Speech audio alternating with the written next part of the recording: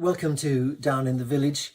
The next episode, episode 5 in the whole sequence, was written in 1988 and was my contribution to the fight against Section 28 of the Local Government Bill, which prohibited local authorities from, in inverted commas, intentionally promoting homosexuality or publishing material with the intention of promoting homosexuality or promoting the teaching in any maintained school of the acceptability of homosexuality as a pretended family relationship. On a personal level, this had meant that the art centre in Exeter had told a friend who was looking for a booking for me that they just couldn't book me because the right-wing council would use it as an excuse to withhold funds. But that doesn't mean we can't have fun now.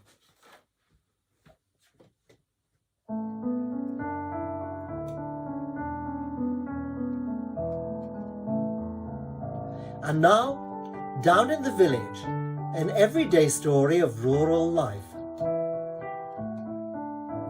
Today's episode, the happiest days of your life.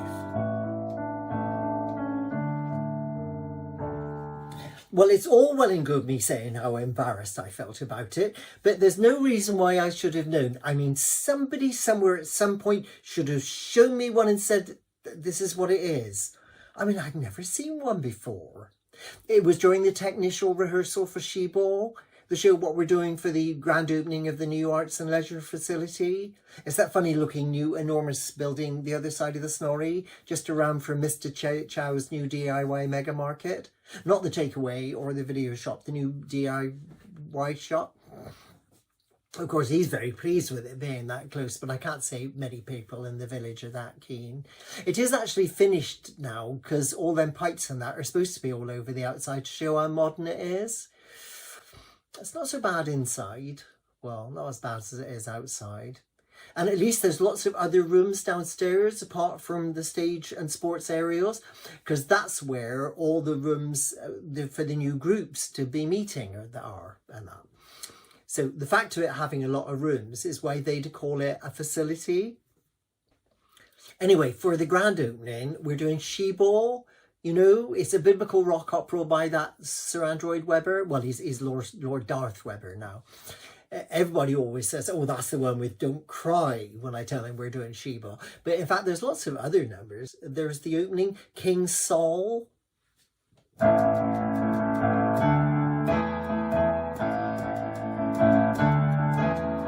King Solomon was wise, he was the wisest of guys. King Saul got 'em all, great wisdom was his. He won the inter-temple quiz. King Saul got 'em all, yeah. And, the kiddies number as the camel trains. Camel trains come out to play, camel trains come out today, yeah. And there's the number that Brian sings as the spirit of the temple. I'm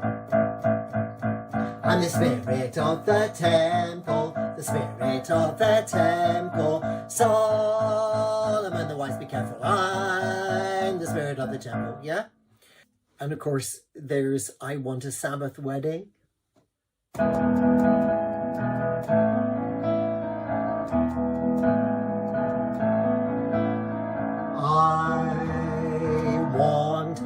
Sabbath wedding with all the old-fashioned trimming. Looking at you makes me feel beautiful, more beautiful than I've ever felt before. Yeah. But it is true that the one that people know best is Don't Cry.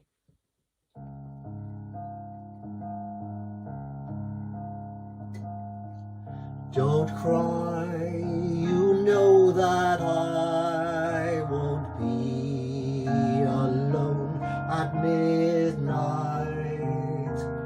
If you should say you do, you know that I will be alright.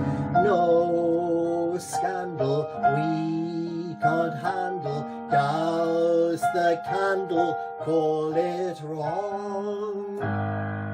Don't cry, you know that I won't be alone before too long.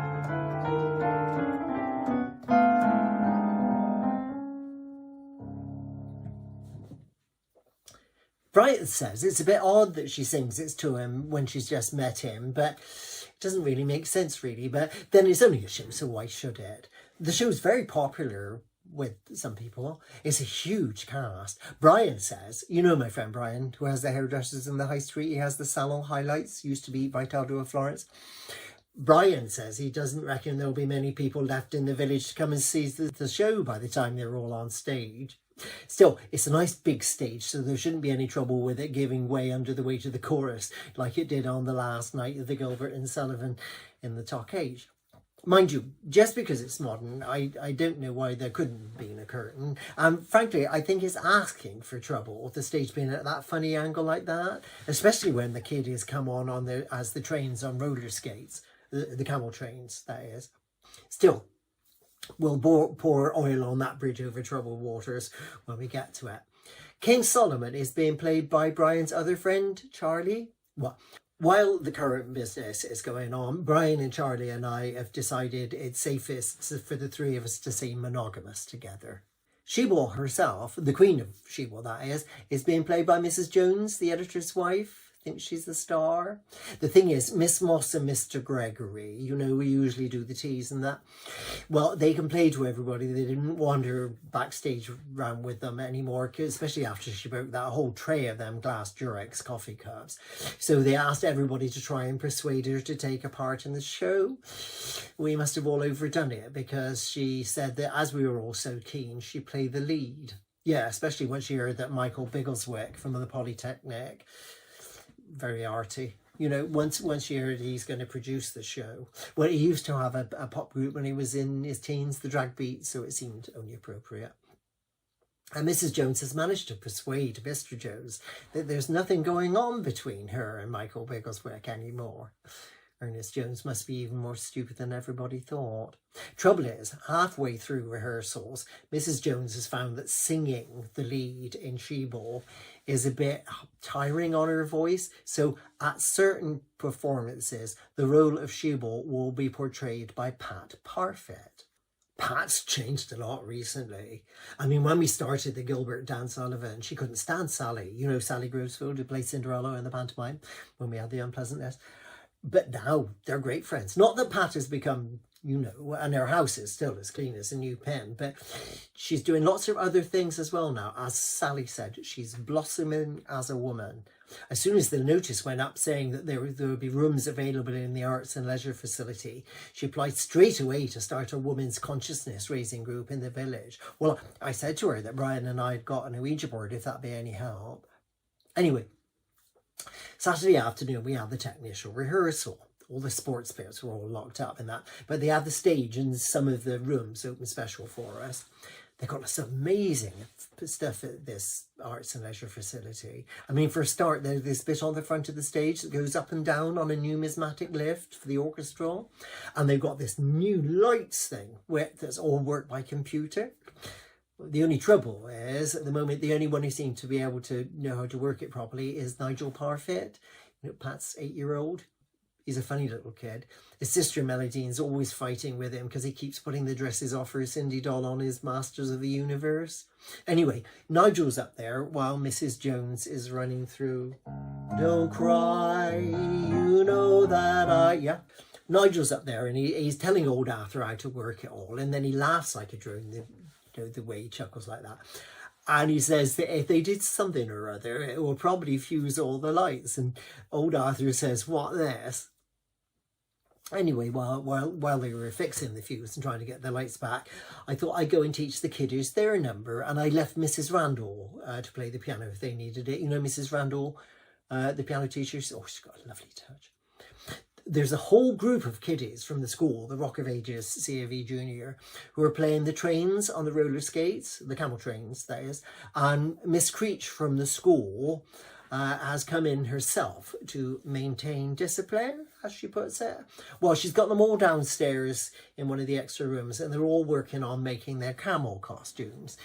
Except that Melody Parfait, Pat's eldest, and Darren Chow, Mr. Chow's son from the takeaway and the video shop and the new DIY mega market, are both missing. So I said, well, there wasn't much point in teaching the kiddies the song unless they're all there. So I'd go off and find Melody and Darren. Well, I eventually found them both in the new kitchen, giggling and playing with something and looking very, very naughty as soon as I come in. So I said, what have you got there? And Darren Chow says, it's a condom. And I said, don't be silly, Darren. I know what a condom looks like. Now, what is that you've got? And Melody holds it up. It's sort of like a bit of sort of cotton woolly stuff on the end of a piece of string. And she says, don't you know what it is? And I said, oh, on earth should I know what it is? Where did you get it? And she says, it's out of her mum's handbag. And it's her mum's herbal tea bags for her nerves. And she and Darren both start to giggle. Anyway, she's got a whole handful of them, and they're each one separately wrapped up in a tube of paper, so they must have been really expensive. So I said, well, I don't think you should be playing with your mum's herbal tea bags, do you? Now, you give them to me. And I took them away and I put them in the cupboard with the rest of the tea and coffee and that, and I told them to go back and find Miss Creech. Well, I looked in on the hall because they've got the lights going again by now, and Mrs. Jones has just got to the next bit where she does sing, don't cry, you know that I won't be alone at midnight. Yeah, it's quite a catchy tune once you've heard it quite a bit. And she calls out to Michael Biggleswick, does it sound all right, with the microphone that she's got pinned to her. Only just at that minute, what's his name, the taxi driver must have gone by outside, because every so loud the loudspeaker goes, tell the old Pat I'll be there as quick as I can. And Mrs. Jones starts to shout out to Michael Biggleswick that she can't stand it. So I shouted back to her that he wasn't in the hall because she can't see with all the lights on her. So I said I'd see if I could go and find him. Well, I looked about and eventually I did find him downstairs in one of the new rooms, and he was talking to Pat Parfait. So I didn't listen, only I couldn't help overhearing her say that she didn't want nothing to do with him and that she didn't care what he said. And then he said to her that she was just the kind of a strong woman he'd been looking for all his life, and his wife didn't understand him and neither did Mrs. Jones. And Pat said if he wanted to see what a strong woman she was, she'd show him some of the stuff she'd been learning from her self-defensive classes. So I thought I better leave him to it and go back to the hall when there was this terrific bang outside. It turned out to be old Arthur testing the maroon for when the temple falls down. He's got these maroons that he got from his cousin in Selby-on-Sea, you know, the one who had the court case with the bathing hut. And he's let one off inside a dustbin outside in the yard, because everybody said it wasn't safe to let one off inside until he tried it. So as soon as the band comes, everybody comes rushing out, all the kiddies and that, to see. And so he says he'll have a go at letting one off inside the hall if everyone wants to see it. Anyway, while little Nigel is showing Arthur how to wire it up to the lighting board, Miss Creech says to all of the children to bring their camel costumes through for everyone to look at. Well, they're all right, except that she's got a pink camel for the girls and a blue camel for the boys. And Melody is shouting out that she wants to be the hump. Only Miss Creech says that she can't be the hump because that means the girls' hump will be bigger than the boys' hump, and that wouldn't be right. And Darren Chow shouts out that he wants to be in the girls' hump with Melody. And Pat says that she doesn't see why on earth the boys and the girls should be segregated like that. And Dorothy Creech says that, well, boys will be boys and girls will be girls. Just at that very minute, old Arthur says that they're ready to let off the maroon. So Mrs. Jones sings the bit that leads up to the temple falling down.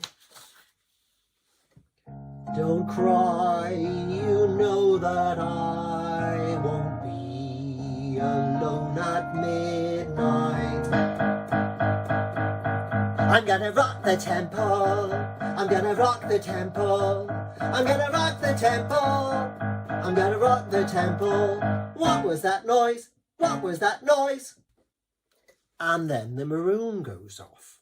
Well, what on earth induced him to use the brand new dustbin to let the maroon off inside, I shall never know. The brand new plastic dustbin. There's this incredible bang. The front of the dustbin blows right open, the whole stage fills up with smoke, the dustbin lid goes flying way up.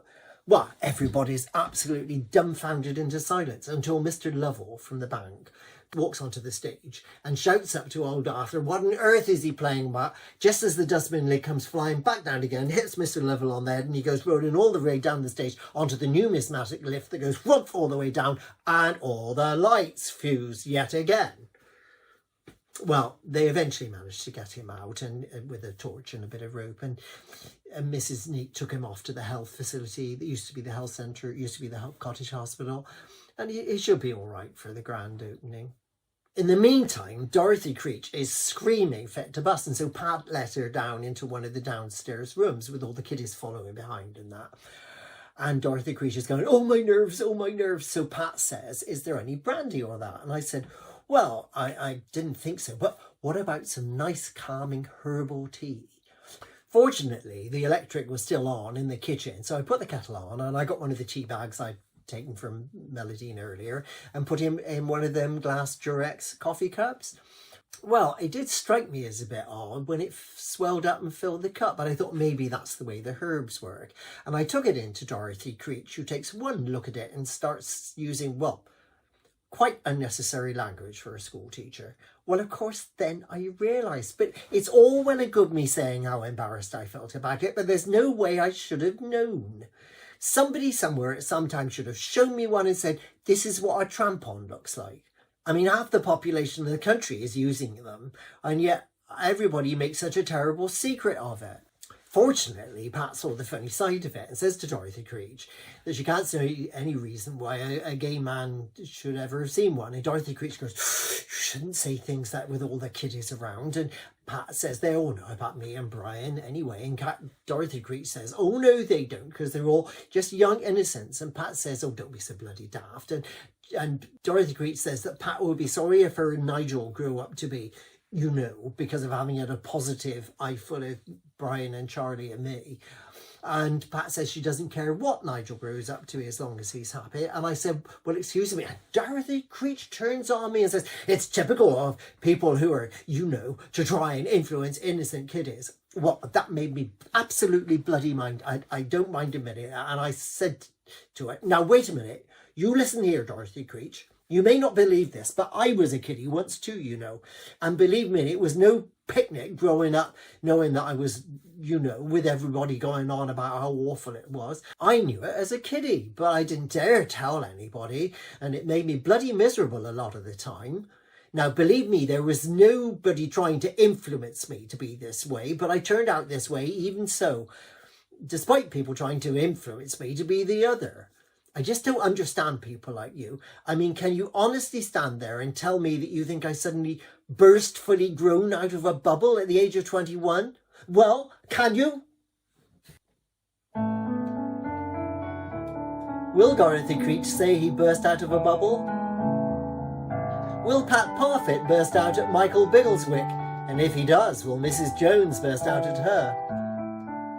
Will the sale of herbal tea bags and plastic dustbins reach a new high in the village? And will the new arts and leisure facilities survive until the grand opening? Stay tuned for the next exciting instalment of Down in the Village.